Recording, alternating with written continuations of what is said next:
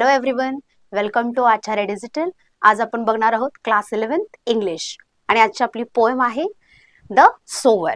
Okay, आता ही जी poem आहे आपली ही जसं नाव आहे द सोवर म्हणजे काय असणार आहे रे, ही एका फार्मरशी रिलेटेड असलेली आपली पोएम आहे. आता फार्मर आहे जो कसा आहे, ओल्ड आहे, रेग्ड आहे आणि तो त्याच्या फार्म मध्ये फार डेडिकेशनने काहीतरी काम करतोय हे आपल्याला सांगितलेलं आहे. द सोवर म्हणजे कोण आहे, तो फार्मर आहे. हे आपल्याला समजलेलंच आहे त्याच्या नावावरून, की त्याचं डेडिकेशन असेल, की त्याला जो होप आहे याच्याबद्दल, ते त्याची जी जर्नी आहे किंवा त्याचा जो ऑप्टिमिस्टिक वे आहे लाईफकडे अप्रोच करण्याचा, तो आपल्याला इथे दिसतोय. ओके, आणि ही जी पोएम लिहिलेली आहे ते कोण आहेत, आपले पोएट जे आहेत ते आहेत विक्टर ह्युगो. आणि ही जी पोएम आहे ट्रान्सलेट केलेली आहे Torulata Dutt, a Bengali poet. Okay, की she was the first Indian poetess to create or write verses. आपण हे पुढे बघणारच आहोत, पण एक इंट्रोडक्शन देण्यासाठी आपण एक सुरुवात केलेली आहे की ही जी आपली पोएम आहे, पोएमचं नाव आहे सोवर. आणि ही पोएम लिहिणारे आपले पोएट आहेत विक्टर ह्युगो. ओके, डायरेक्ट सुरू करूयात आपल्या पोएमला. बघूयात पोएमचं टायटल तर आपल्याला ऑलरेडी मिळालेला आहे, आपला हाफ मार्क आपण इथे गेन केलेला आहे. आता पुढे बघूयात काय आहे. Poem the sower. This poem is written by Victor Hugo.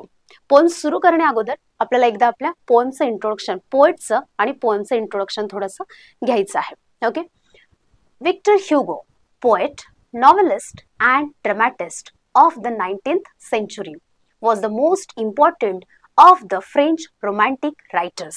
Okay, आता त्यांना कोणते कोणते टायटल्स आहेत रे? ओके, फर्स्ट काय आहे ते, नॉव्हलिस्ट, पोएट और ड्रामॅटिस्ट.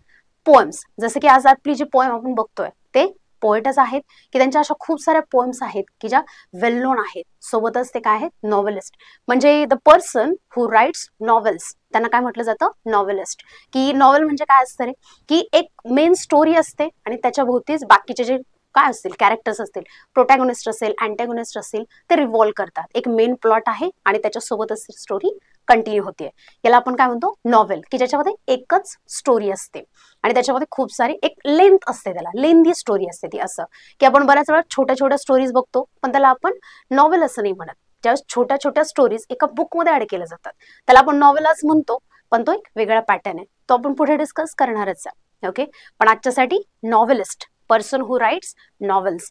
आणि त्यानंतर पुढे काय सांगितलंय, ड्रामॅटिस्ट म्हणजे काय, की जे ड्रामा सुद्धा लिहितायत त्यांना काय म्हटलं जातं, ड्रामॅटिस्ट. ओके, आणि काय म्हटलंय, 19th century was the most important of French romantic writers. आता इथे एक वर्ड आलाय, रोमॅन्टिक रायटर्स. ओके, आता हा जो वर्ड आपण इथे यूज करतोय, रोमॅन्टिक रायटर्स, म्हणजे बऱ्याच जणांना वाटतं अरे रोमॅन्टिक आहे म्हणजे याच्यामध्ये काहीतरी रोमॅन्स आहे, पण असं नाहीये. की ज्यावेळेस 19th आणि 18th सेंचुरी मधले जे पोएट्स होते, रायटर्स होते, ते काय करायचे रे, की त्यांच्यामध्ये काय होतं, एक फिलिंग्स, इमोशन्स किंवा नेचर या इंडिव्हिज्युअल्स यांच्याबद्दल ज्यावेळेस त्यांना खूप जास्त डिस्क्राईब केलं जायचं, किंवा एक इंडिव्हिज्युअल पर्सन आहे, इंडिव्हिज्युअलिझम आपण जे असं म्हणतो, किंवा नेचर असेल, आपले इमोशन्स आहेत, यांना ज्यावेळेस हायलाइट केलं गेलं, तो जो एक मोठा टाइम पिरियड होता त्याला काय म्हटलंय, रोमॅन्टिक पिरियड. आणि त्या टाइममध्ये, त्या पिरियडमध्ये ज्याही पोएट्सनी अशा पोएम्स लिहिल्यात, नॉव्हेल्स लिहिले, ड्रामाज लिहिले, त्या सगळ्यांना काय म्हटलं गेलंय, रोमॅन्टिक रायटर्स. आणि Victor Hugo was one of them.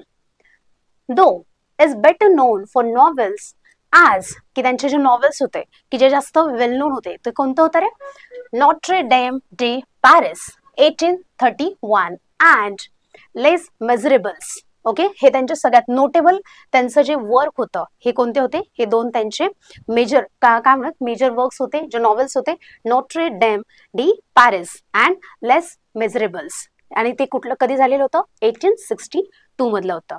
Okay, आता हे झालं आपल्या पोएट बद्दल.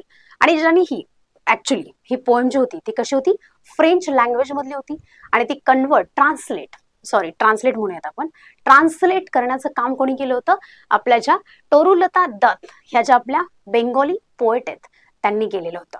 आणि आता त्यांच्याबद्दल थोडंसं एक लाईटली इंट्रोडक्शन बघूया की काय आहे नेमकं.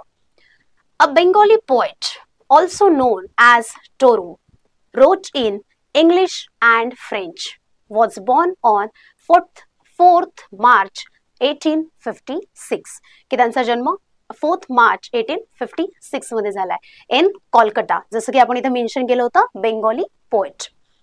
She is considered to be the first Indian poetess to write verses in English and French.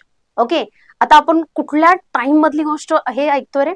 18th century, right? म्हणजे त्यांचा born, okay, she was born in 1856, म्हणजे 18th सेंचुरी मधली गोष्ट आहे.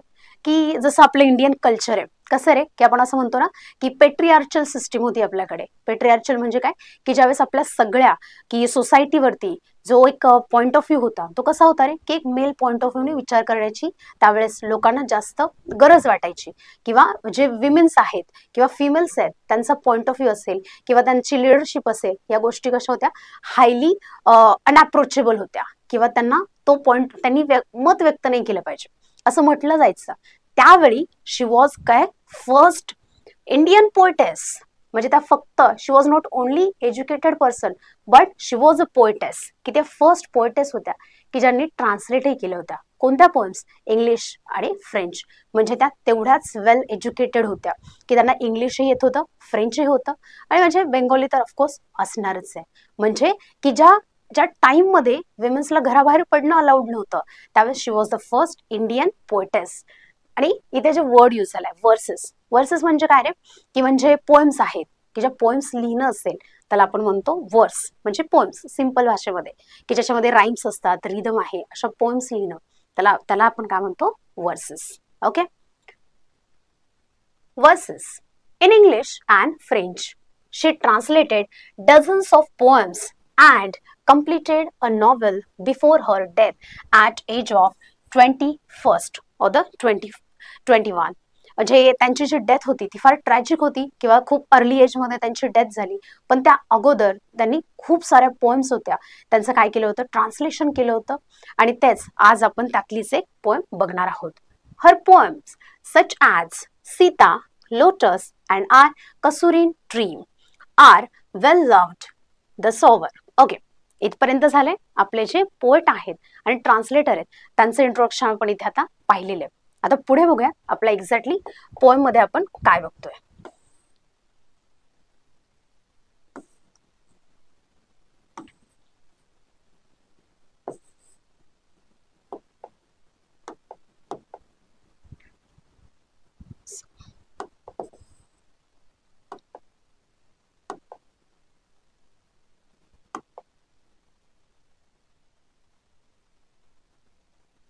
Okay, the sour. सॉवर म्हणजे काय रे, की जे काय करतायत, सो करतायत. एखादे जे सिडलिंग्स आहेत, प्लांट्स आहेत, ते सो करण्याचं काम करतायत. आणि तो जो सोवर आहे, म्हणजे आपल्या अगदी सिंपल भाषेमध्ये सोवर म्हणजे कोण असणार आहे, फार्मर असणार आहे. आणि ही जी स्टोरी आहे आपली, ही जी पोएम आहे, ही कोणाला डेडिकेट केलेली आहे, एका सोवरला किंवा एका फार्मरला. एवढं तर आपल्याला समजलेलं आहे. आता बघूया याच्यामध्ये काय एक्झॅक्टली इंट्रोडक्शन काय आहे. The sower is a translation of Victor Hugo's poem. Okay, ते आपल्याला ऑलरेडी माहिती आहे. Saisons des Similes Lee Sor. It is translated by Toru Dutt from French to English. He poem आपण कुठून घेतलेली आहे, एका पोएट्रीचा जो कलेक्शन आहे त्याच्यामधून ही पोएम घेतलेली आहे आणि तिचं हे ट्रान्सलेशन आहे. The Sower is a poem about a farmer who is sowing seeds. Okay, की जे काय करतायत, सीड्स सो करतायत आणि म्हणून त्यांना म्हटलेले sower. Seeds. He has seen many bad harvest in his life. However, जरी त्याने खूप त्याचं जे लाईफ आहे त्याने ते खूप लाईफ जगलेलं आहे. या लाईफमध्ये त्याने खूप साऱ्या काय झालेल्या आहे, बॅड हार्वेस्ट, म्हणजे कधीतरी त्याच्या शेतामध्ये खूप छान पीक आलंय पण पाऊसच पडला नाही किंवा खूप जास्त पाऊस पडला म्हणून त्याचं जे पीक आहे त्याच्यातून त्याला चांगलं प्रोडक्शन मिळालेलं नाही, त्याचं इन्कम झालेलं नाहीये. म्हणजे त्याने चांगले दिवस, वाईट दिवस असं सगळं पाहिलेलं आहे. आणि आता तो या स्टेजवर आहे की त्याने हे सगळं फेस करून सुद्धा त्याच्या लाईफकडे त्याचा बघण्याचा ॲटिट्यूड कसा आहे रे, की एक अप्रोच कसा आहे, ते एकदम पॉझिटिव्ह आहे, ऑप्टिमिस्टिक आहे. की त्या एवढ्या सगळ्या गोष्टी बघून सुद्धा त्याला कधीही निगेटिव्ह वाटलेलं नाहीये. की हे त्याचं जे डेडिकेशन आहे, त्याच्या कामासाठीचं त्याची जी पॅशन आहे, हेच आपल्याला इथे बघायची आहे. ओके, आपण असं सुद्धा म्हणू शकतोय ही This poem is not only about farmer or the sower. This is also apply to our daily life. की ते आपल्याला सुद्धा अप्लाय होते. जसा हा सोअर आहे, फार्मर आहे, की तो कसा त्याचे होप सोडत नाहीये, की तो कसा होपफुल आहे. Everyday he is a hopeful for his काय म्हणू वर्क, की त्याच्या वर्कसाठी तो नेहमीच डेडिकेटेड आहे, पॅशनेट आहे. तसंच आपल्यालाही आपल्या लाईफमध्ये if we want to achieve our goals then we have to be persistent or we have to maintain that consistency, right? हाच मेसेज आपल्याला ही पोएम देते किंवा हा फार्मर आपल्याला देतोय. ओके, म्हणजे या पोएम मध्ये फक्त आपण फार्मर बद्दल नाही ऐकत आहे, तर आपण आपल्या लाईफचे जे गोल्स आहेत ते अचीव कसे करायचे याच्यासाठीचा एक काय मेसेज सुद्धा याच्यामध्ये आहे. Bad harvest in his life, however, he is so optimistic of having a good harvest every time he tosses grains. म्हणजे काय रे, की तो प्रत्येक वेळी ज्याही वेळी म्हणजे खरीप सीझन असेल किंवा रब्बी सीझन असेल, ज्याही वेळी तो काय करतोय की तो ब्रॉडकास्ट करतोय, त्याचे ग्रेन्स आहेत तो त्याच्या शेतामध्ये धान्याचे टाकतोय, म्हणजे सीडलिंग्स असतील, प्लांट्स असतील, ते ज्यावेळेस तो लावतोय, सो करतोय किंवा मग काय टॉस करतोय, त्यावेळेस प्रत्येक वेळी त्याला तेवढेच होप्स आहेत की यावेळेस माझं येणारं जे क्रॉप आहे ते खूप चांगलं असणार आहे, मला खूप चांगलं इल्ड मिळणार आहे, असे त्याला होप्स आहेत. या चांगल्या नोटवरती तो त्याची प्रत्येक वेळचं हे जे काय असेल की त्याची प्रोसेस सोईंगची तो सुरू करतोय. Okay, so this is about our introduction, की आपली जी पोएम आहे याचं जे इंट्रोडक्शन आहे इथे आपण पाहिलेलं आहे. आता डायरेक्ट पोएमला सुरुवात करूया.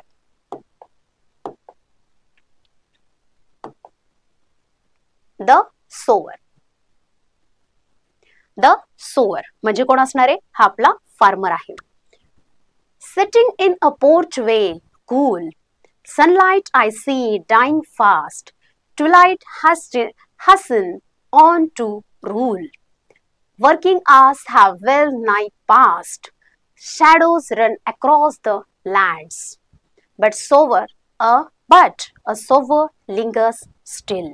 Okay, आधी आपण फर्स्ट 4 लाईन्स बघूया की याच्यामध्ये आपला जो फर्स्ट स्टांजा आहे याच्यामध्ये आपल्याला काय सांगितलंय अगदी सुरुवातीला, sitting in a porch way cool, की आता काय झालेलं आहे की जसं हळूहळू दिवस संपत आलेला आहे त्यावेळेस आपले जे रायटर आहेत, पोएट आहेत, ते काय करतायत, sitting in a porch way cool, की आता दिवसचा जो रखरखीत ऊन आहे किंवा जो नको नकोसा वाटणारा उकाडा, म्हणजे की खूप जास्त जो काय म्हणा की ह्युमिडिटी आहे, हे सगळं आता कमी कमी होत झालेलं आहे.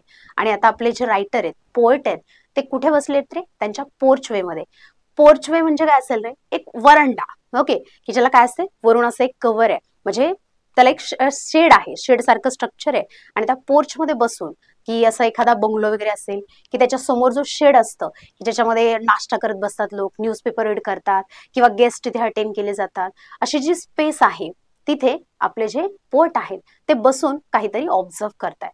काय बघताय, sunlight I see dying fast, आणि ते बघतायत सनलाइट. ओके, कोणाला यूज केले रे हे, sunlight I see dying fast. Sunlight आहे जो काय होतोय एक खूप जास्त वेगाने काय होतोय आता हळूहळू कमी होतोय. म्हणजे काय, हा जो टाइम आहे तो कसा आहे, इव्हिनिंग टाइम आहे, की पूर्ण दिवस आता संपत आलेला आहे, आणि तेच ते इथे आपल्याला सांगतायत. Twilight hastens on to rule, आणि काय झालं रे की आता दिवस संपलेला आहे पण रात्र सुरू झालेली नाहीये. जो मधला टाइम आहे, ओके, की म्हणजे संध्याकाळी अगदी आपण म्हणतो ना उन्ह उतरतायत, तो जो टाइम आहे संध्याकाळी, इव्हिनिंग, ज्याच्यामध्ये सूर्य आता सेट होणार आहे, सूर्य मावळतोय असं आपल्याला दिसतंय, पण अजून रात्र झालेली नाहीये, अंधार पडलेला नाहीये, तो जो टाइम आहे त्याला काय म्हटलेलं आहे, twilight hasten on to rule. Hasten म्हणजे काय रे, की आता ती कम्स, ओके, म्हणजे कम फास्ट, की ती पटपट येते. ही जी आपली संध्याकाळ आहे ती फार पटपट येण्याचा ट्राय करते. वर्किंग आवर्स हॅव वेल नाय पास्ट, म्हणजे काय, वर्किंग आवर्स जे आहेत ते आता ऑलरेडी संपलेले आहेत. हो ना, की बरेच जण असतात जे 9 ते 5 काम करणारे असतात, किंवा संध्याकाळ झाली हे जे फार्मर्स असतात ते काय करतात रे, जसं ते म्हणतात ना, हा आता उन्ह उतरायला लागली आहेत, आता घरी जायला हवं, परतीची वाट पकडायला हवी, असं जे म्हणतात. म्हणजे काय, की जसा जसा सूर्य मावळायला लागतो तसं तसं त्यांची कामं थांबायला लागतात. म्हणजे काय, की वेल नाय म्हणजे काय, ऑलमोस्ट त्यांचं काम आता संपलेलं आहे, ऑलमोस्ट त्यांनी त्यांचं काम थांबवायला सुरुवात केलेली आहे. आणि त्यावेळी shadows run across the lands. आणि ज्यावेळेस आपल्याला दिसतं की ज्यावेळेस हळूहळू काय होतं रे, सन त्याची डिरेक्शन बदलायला लागतो आणि आता तो मावळणार आहे असं दिसलं की हळूहळू घरांच्या शॅडोज असतील, ट्रीजच्या शॅडोज असतील, आपल्याला खाली जमिनीवरती पडताना त्या दिसायला लागतात. आणि ती जेवढी मोठी मोठी शॅडो म्हणजे काय रे, तो पटकन आता दिवस मावळणार आहे, तो सन आता सेट होणार आहे, याचा आपल्याला थोडासा काय तो एक अंदाज येतो. Shadows run across the land. Okay, इथपर्यंत आपला हा जो फर्स्ट स्टांजा आहे याच्यामध्ये मला असं वाटते काहीच इश्यू नाहीये. आपलं जो फर्स्ट लाईन होती sitting in a porch way cool, म्हणजे ही जी लाईन आहे ते आपले पोएट ऑब्झर्व करताय त्या सोवरला, त्या फार्मरला. आणि ते कुठे बसून ऑब्झर्व करताय की ते त्यांच्या पोर्च मध्ये, या वरांड्यामध्ये बसून ते त्या फार्मरकडे, त्या सोवरकडे बघतायत. ओके, म्हणजे इथे दोन अपोजिट गोष्टी आहेत की इथे एक रिलॅक्सनेस आहे आपल्या पोएटचा आणि दुसरीकडे एक हार्ड वर्किंग फार्मर आहे, सोवर आहे की जो काय करतोय, अजूनही त्याच्या शेतातून बाहेर आलेला नाहीये, त्याच्या फील्डमध्ये तो अजूनही आहे. Sunlight I see dying fast. आणि आता काय झालेलं आहे, दिवस हळूहळू मावळायला लागलाय, म्हणजे तो पटकन मावळतोय की काय असं सुद्धा आपल्या पोएटला वाटतंय. वर्किंग आवर्स आणि कामाचे दिवस आहे, कामाचा जो वेळ आहे तो आता ऑलमोस्ट संपलेला आहे. वेल नाही म्हणजे काय, ऑलमोस्ट. ओके, हे झालं आपल्या फर्स्ट स्टांजाबद्दल. आता सेकंड मध्ये काय ते एकदा बघूयात.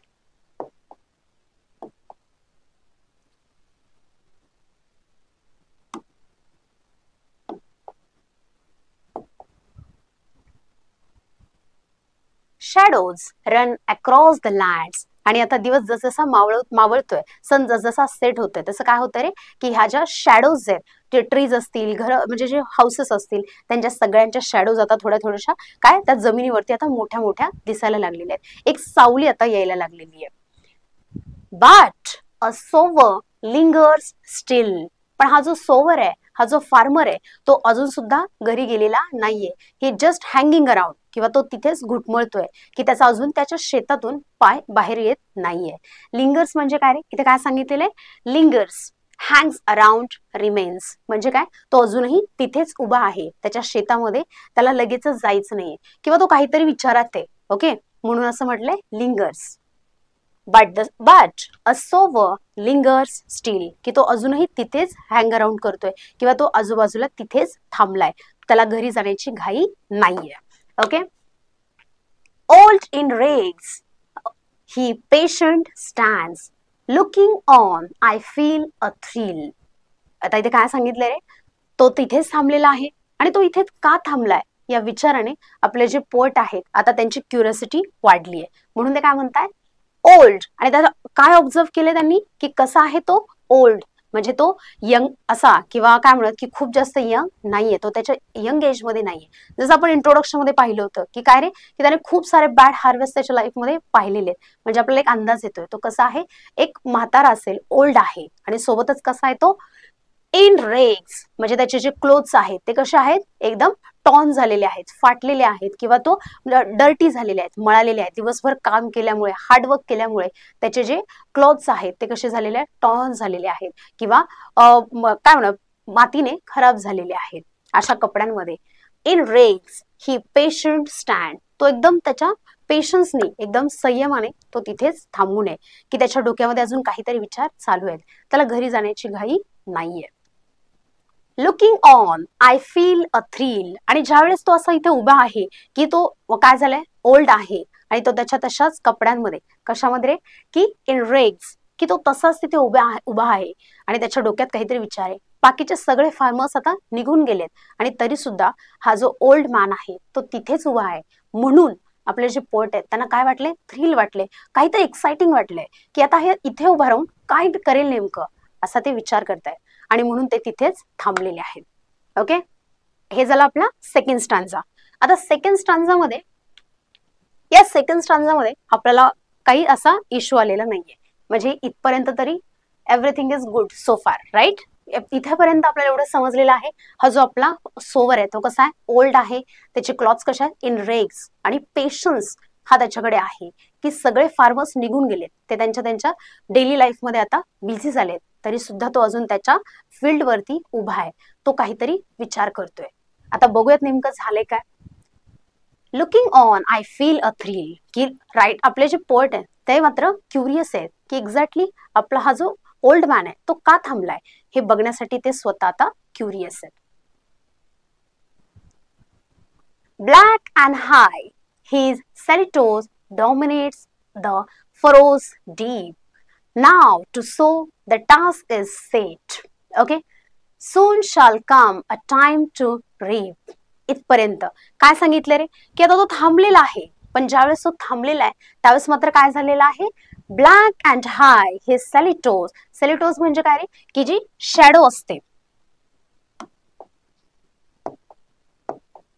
सेलिटोज म्हणजे काय की ज्यावेळेस आपण काय करतोय रे की लाईटच्या अगदी समोर थांबलेलो आहे आणि आपल्या समोर लाईट नाहीये, तर मागून काय होत आहे की आपल्याला तो जो लाईट आहे त्यामुळे जो समोरचा जो आहे त्याची फक्त काय रे इमेज दिसते, राईट, की त्याचा फक्त आउटलाईन दिसतो, त्याचा फेस जो आहे किंवा तो कोण पर्सन आहे आपल्याला दिसत नाही, राईट. सेम तसंच की जी फक्त आउटलाईन आहे त्या ओल्ड मॅनची ती आता इथे दिसतीये आणि ती कशी आहे, ब्लॅक अँड हाय, की ती कशी एकदम ब्लॅक आहे आणि ती कशी वाढत वाढत चालली आहे की त्यांच्या मागून जो सूर्य आता सेट होतोय, सन जो सेट होतोय ते आता तो लाईट त्याच्यावरती पडतोय आणि त्याची जी सेलिटो त्याची जी शॅडो होती अशी लांब लांब होत त्याच्या लँडवरती पसरलेली आहे.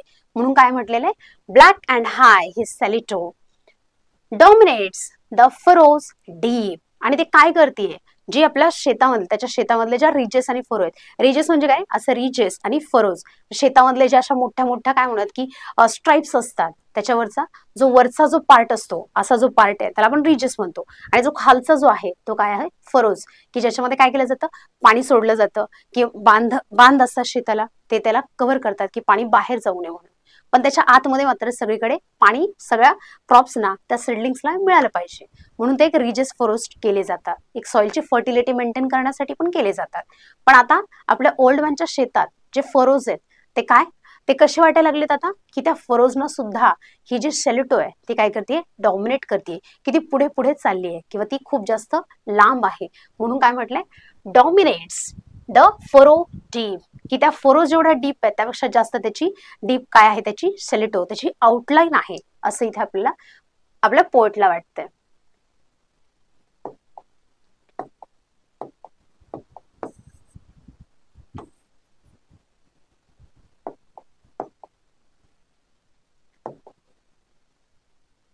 नाव too so the task is set. आणि आता फायनली ज्यावेळेस आपला हा जो ओल्ड मॅन होता की ज्यावेळेस सगळे निघून गेले होते त्यावेळेस तो त्याच्या शेतामध्येच थांबलेला होता. He was lingering there and he was thinking about something. आणि त्याच्या डोक्यामध्ये जे चाललं होतं ते काय होतं की त्याला आता त्याच्या शेतामध्ये काहीतरी ऍक्च्युअल काम करायचंय आणि ते काय होतं, now too so the task is set. आणि त्यानं finally he is very determined, तर कशासाठी, टू सो द सीड्स, की जेही सीड्स आहेत ते सीड्स त्याला आता त्याच्या शेतामध्ये सो करायचे आहेत, त्याला त्याच्या कामाला लागायचे की त्या जोही सीझन असेल ज्या सीझनसाठी तो हे सगळं ठरवतोय की त्याला आजपासून अगदी आत्तापासूनच ते काम सुरू करायचंय. आणि त्याने काय केलंय, ही इज व्हेरी डिटरमाइंड नाव, की इतका वेळ तो विचार करत होता पण आता मात्र फायनल जसं जसं आपण एंडला येतो पोएमच्या तसं तसं आपल्याला समजतंय की त्याने ते टास्क कसं घेतलेले एकदम असा डिटरमाइंड येतो की त्याने ठरलंय की आज आपल्याला हे काम करायचंच आहे, सुरुवात करायचीच आहे. म्हणून त्याने काय म्हटलंय, now too so the task is set, soon shall come a time to rip. आणि जसं मी आता सो करणार आहे तर तो पटकनच काय येईल रे, रिप करण्याचा टाइम येईल. रिप म्हणजे काय, रिप म्हणजे ते जे क्रॉप असेल ते काढण्याचा आता टाइम येईल असं सुद्धा त्याला वाटतंय की वेळ सुद्धा लागणार नाही. ज्यावेळेस मी ते सो करेल त्याला पाणी देत राहील, ज्याही वेळी त्याचा ब्लूमिंगचा सीझन असेल, त्याचे जे फ्रूट बेरिंगचा पिरियड असेल, ह्या सगळ्या गोष्टी झाल्यानंतर अगदी पटकन माझ्या डोळ्यांसमोर मला कळणारही नाही इतक्या लवकर काय होईल, ते पीक आहे ते काढणे येईल किंवा ते रिप करावं लागेल, कट करावं लागेल असं त्याच्या डोक्यामध्ये आता विचार चालू झाले. आणि जर ते एवढ्या लवकर कटिंगला येणार आहे, हार्वेस्टिंगला येणार आहे तर मला सुद्धा लवकरच कामाला लागलं पाहिजे. म्हणून त्याने सोईंगचं काम आता हातात घेतलेलं आहे. marches he along the plain to and fro and scattered white. Okay, आता इथे काय झालंय रे की त्याने फक्त ठरवलेलं नाहीये तर ही इज व्हेरी डिटरमाइंड. म्हणून काय म्हटलंय, marches he along the plain.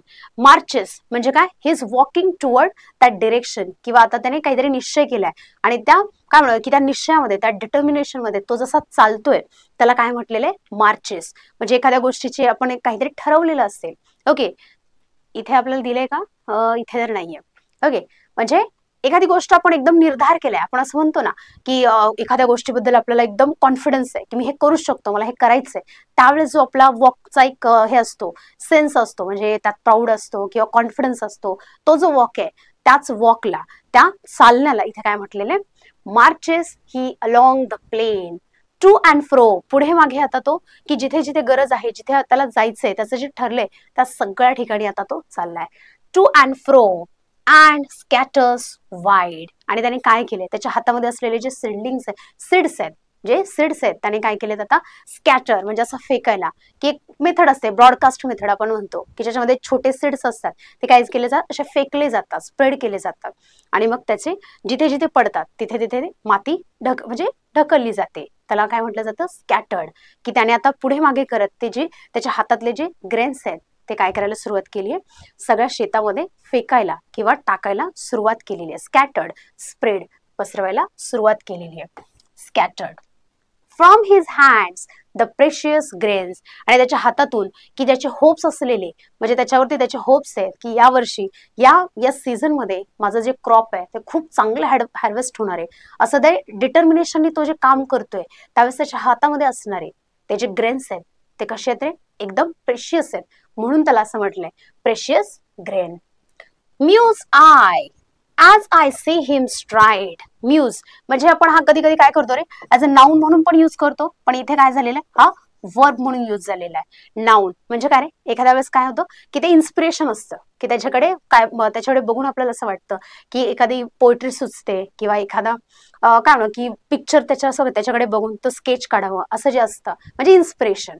पण आता इथे आपण काय म्हणतोय, ऍज अ वर्ब त्याला यूज केलंय, म्यूज आय, की आता मी मात्र इन्स्पायर झालोय, मोटिवेट झालोय. कशासाठी, जसं मी पाहिलंय, as I see him stride, की लॉंग स्टेप्स घेत जसा तो चालतोय, जसं तो पॅशनेट काम करतोय, जो होपफुलनेस किंवा ऑप्टिमिस्टिक काय म्हणू की फेस त्याचा आहे, त्याच्यावरून आता आपल्या पोर्टला सुद्धा काय वाटतंय, म्यूज आय, की मी सुद्धा आता इन्स्पायर झालोय त्याच्या या डिटर्मिनेशनमुळे, त्याच्या या ऑप्टिमिस्टिक अप्रोचमुळे आपले पोएट सुद्धा इन्स्पायर झालेत. Darkness depends fades the light. आणि आता काय झालंय, हळूहळू सूर्य आता पूर्ण सेट झालेला आहे आणि जी नाईट आहे ती आता जास्त जास्त डीप होतीये, किंवा पुढे पुढे रात्र पुढे सरकत चालली आहे, म्हणून काय म्हटलंय, डार्कनेस डीप आहे. म्हणजे काय रे, म्हणजे 7 वाजता जो अंधार असतो तो अंधार काय होतं रे, हळूहळू वाढायला लागतो. जो 7 वाजता अंधार असतो तो आपल्याला जास्त 10 वाजता तो अजून थोडा जास्त काय वाटायला लागतो, अरे हा खूप जास्त अंधार आहे असं आपल्याला वाटतं, किंवा तेच 12 वाजता आपल्याला वाटतं खूप जास्त आता रात्र झाली, आपण जे म्हणतो ना, सेम तसंच इथे काय म्हटलंय, darkness depends fades the light. आणि आता कुठलाही लाईट इथे राहिलेला नाहीये, की एक नॅचरल सोर्स ऑफ लाईट आपण म्हणतो ना, सनलाईट, तर तो आता इथे राहिलेला नाहीये. नाव हिज जेस्चर्स टू माइन आयज. आणि आता त्यांच्या ज्या मुवमेंट्स होतात, या ओल्ड मॅनच्या ज्याही मुवमेंट्स आहे, की जे त्याचे जे प्रेशियस ग्रेन्स आहेत, तो जसा स्कॅटर करतोय, तो जसा काय स्ट्राइड्स म्हणजे जसा चालतोय, लॉंग स्टेप्स म्हणजे असं खूप काय त्याचं कामामध्ये जो ग्रेस आहे, हे सगळं बघून आपले जे पोएट आहेत ते काय म्हणतायत, टू माइन आईज. आणि आता माझ्या डोळ्यांमध्ये हा जो फार्मर आहे, ओल्ड मॅन आहे, हा जो सोवर आहे, तो काय झालेला आहे, आर ऑगस्ट. ऑगस्ट म्हणजे एक नोबेल पर्सनॅलिटी झाली आहे. इथे काय सांगितलं रे, नोबेल, डिग्निफाईड, इम्प्रेसिव्ह, की ज्यांच्याकडे बघून आपण काहीतरी इन्स्पायर होतोय, त्यांचं काम बघून आपण मोटिवेट होतोय, असे जे लोक आहेत त्यांना काय म्हटलंय, ऑगस्ट पर्सन. म्हणजे काय, की सतत आपल्याला काय करतात, मोटिवेट करतायत, इन्स्पायर करतायत, काहीतरी नवीन शिकवतायत. तसं आता तो जो ओल्ड मॅन आहे, जो रेक्ड होता आणि जो त्याने खूप सारे बॅड हार्वेस्ट त्याच्या लाईफमध्ये पाहिले होते, हाच ओल्ड मॅन आपल्या पोएटसाठी काय झालाय, म्यूज झालाय. ओके, आपले पोएट म्यूज झाले आहेत आणि त्यांना काय वाटतंय की to mine eyes are august and strange his height. पुढे काय सांगतायत की आता माझ्यासाठी तर तो नोबेल पर्सन झालाय, एकदम इम्प्रेसिव्ह, म्हणजे I was impressed by his dedication, hard work. आणि पुढे जाऊन ते काय सांगतायत his height seems to touch the starry skies. आणि आता की आपल्या पोर्टला काय वाटायला लागले रे, की त्याची जी हाईट आहे, त्याचं जे डेडिकेशन आहे, त्याच्यामुळे ते काय म्हणतात की त्याची जी हाईट आहे, त्याच्या कामामुळे त्याने जे काय म्हणू इमेज गेन केली आहे आपल्या पोर्टच्या नजरेमध्ये, ती काय कोणाला टच करतेय, स्टेरी स्काईजला टच करतेय.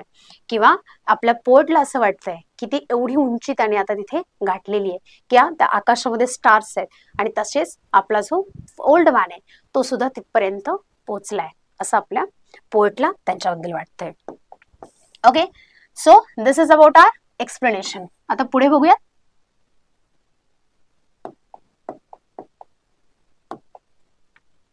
इथपर्यंत तर आपण पाहिलेलं आहे की आपलं एक जनरल इंट्रोडक्शन किंवा मिनिंग जो आहे आपला लाईन टू लाईन जे एक्सप्लेनेशन आहे ते आपण पाहिलेलं आहे. आपल्या पोएमचं जे ट्रान्सलेशन आहे कोणी केलेलं आहे, तोरू दत्ता, अ बेंगॉली पोएट. ओके, इथपर्यंत तरी पाहिलेलं आहे. आता बघूयात की याच्यामध्ये राईम स्कीम काय आहे, कोणते पोएटिक डिव्हाइसेस यूज झालेत, किंवा मग अजून काही वेगळं आहे का. Okay, so let's begin with our rhyme scheme. First आपला हा जो स्टांजा आहे, या स्टांजामध्ये आपल्याला दिसतंय की जो आपला लास्ट वर्ड आहे, लास्ट वर्ड कूल, एलचा साऊंड आपल्याला इथे मिळतोय, right, L. Fast, T. Rule, पुन्हा आपल्याला इथे एल मिळाला. पास्ट, पुन्हा इथे आपल्याला टी मिळालाय, राईट. म्हणजे इथे सुद्धा lands, still, lands, S. Still, right, L sound. Stands, S. Thrill, L, right. म्हणजे एक स्टेडी असं आपल्याला इथे राईम स्कीम दिसतंय. म्हणजे काय असेल रे, ए बी ए बी किंवा सी डी सी डी असं एक आपल्याला स्टेडी और कन्सिस्टंट राईम स्कीम असं आपल्याला इथे मिळालेलं आहे. ओके, राईम स्कीम बद्दल आपण काय म्हणूया, the rhyme scheme of the poem is A B और सी डी. त्यानंतर राईम स्कीम झालेले. आता पोएटिक डिव्हाइसेस बघूया. जसं आपण आधीच्या व्हिडिओजमध्ये पाहिलेलं आहे की जे आपला व्हिडिओ होता त्याच्यामध्ये आपण वेगवेगळे पोएटिक डिव्हाइसेस पाहिलेले आहेत. ॲलिट्रेशन असेल किंवा मग इन्व्हर्जन असेल, रिपिटेशन्स असतील, असे बऱ्यापैकी जे पोएटिक डिव्हाइसेस आहेत पाहिलेले आहेत. आजच्या पोएम मध्ये काय आहे ते बघूयात. Sitting in a porchway cool, sunlight I see dying fast. अगदी आपली सेकंड लाईन आहे. हे जे आहे याच्यामध्ये सांगितलेलं आहे की डाईंग फास्ट. ओके, म्हणजे डाय हा जो एक किंवा मरणे किंवा येस मरणे हा जो एक काय म्हणतात की एक ह्युमन ऍस्पेक्ट आहे, तो कोणाला दिलेला आहे रे, तो दिलेला आहे सनलाइटला. म्हणजे इनएनिमेट ऑब्जेक्ट की ज्यावेळेस ह्युमन क्वालिटीज आहेत किंवा ह्युमन ऍस्पेक्ट्स आहेत कोणाला दिले जातात, की जे इनएनिमेट ऑब्जेक्ट्स आहेत त्यांना दिला जातो. त्यावेळी आपण त्याला म्हणतो पर्सोनिफिकेशन. जसं त्याचं नाव आहे पर्सोनिफिकेशन, काय सांगतं रे, इट्स अबाउट ह्युमन अस्पेक्ट्स किंवा पर्सन्स अस्पेक्ट. ते काय असतं आपलं पर्सोनिफिकेशन. आपलं पहिलं पोएटिक डिव्हाइस आज मिळालं आपल्याला पर्सोनिफिकेशन. ओके, बघूयात बरं पुढे काय आहे का. पर्सोनिफिकेशन तर झालेलं आहे. त्यानंतर बघूयात. ओके, आता इथे जे आहे ही जी लाईन आहे पर्टिक्युलरली आपण एक लाईन पिक करतोय, marches he along the plain. की ज्यावेळेस मी हे रीड करते किंवा आपण रीड करतो त्यावेळेस आपण लगेच आपल्या समोर एक इमेज तयार होते, राईट, की तो marches he along the plain. किंवा हे असेल muse I as I see him stride, की तो कशा लांब लांब स्टेप्स घेत असेल. किंवा to and fro scattered wide, scatters की तो त्याच्या हाताने त्याचे ग्रेन्स आहेत तो कसा स्प्रेड करत असेल, तो त्याच्या शेतामध्ये कसा फिरत असेल पुढे मागे, त्याचं काम कसं करत असेल डेडिकेशनने, हे एक इमेज आपल्या समोर तयार होते, राईट. म्हणजे ज्यावेळेस आपल्या समोर एक इमेज क्रिएट होतीये त्याला आपण काय म्हणतो रे, विविड इमेजरी. ओके, म्हणजे आपलं पहिलं पोएटिक डिव्हाइस होतं पर्सोनिफिकेशन, सेकंड आहे विविड इमेजरी. ओके, आणि त्यानंतर अगदी आपली शेवटचीच लाईन उचलूयात आपण, हिज हाईट. ओके, त्या कॉमा सेमीकॉलन आहे म्हणून आपण इथून पुढून लाईन कंटिन्यू करतोय. His height seems to touch the starry skies.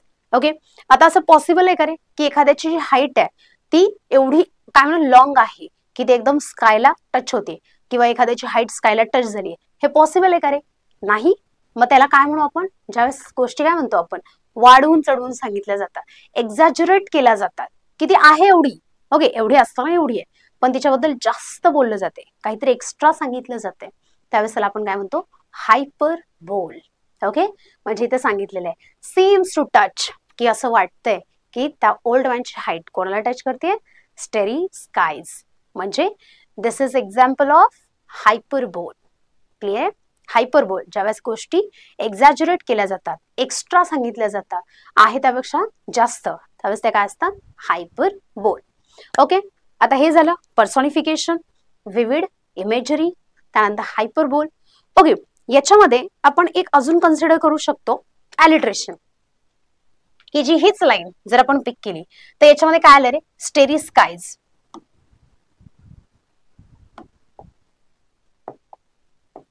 स्टेरी skies याच्यामध्ये आपला जो काय म्हणत की कॉन्सोनंट आहे किंवा फर्स्ट लेटर आहे ते काय झालं रे, पुन्हा रिपीट झालेलं आहे. स्टेरी स्काईज किंवा त्याचा साऊंड आहे एस एस साऊंड आहे, किंवा इथे डार्कनेस डीपेन्स, डार्कनेस डीपेन, डी डी हे जे लेटर आहे त्याचा साऊंड आहे तो काय होतोय, रिपीट होतोय. म्हणून आपण याचं हे कशाचं एक्झाम्पल कन्सिडर करणार, ॲलिट्रेशन.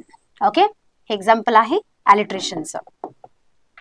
त्यानंतर आपण आपल्या जरी याच्यामध्ये नसेल तरी सुद्धा या पोएमला आपण असं सुद्धा म्हणू शकतो, या पोएम मध्ये अजून एक पोएटिक डिव्हाइस आहे, म्हणजे काय रे, सिम्बॉलिझम. ओके, ते जे आहे सिम्बॉलिझम.